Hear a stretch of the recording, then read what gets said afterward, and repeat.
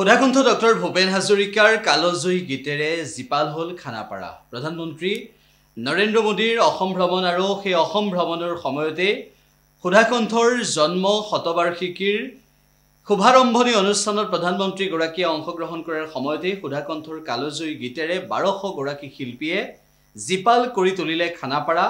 আমি সেই বৰ্ণাঢ্য সাংস্কৃতিক বৰ্ণাঢ্য সেই কাৰ্যসূচীৰ কিছু দৃশ্য আপোনালোকলৈ আগবঢ়াইছো।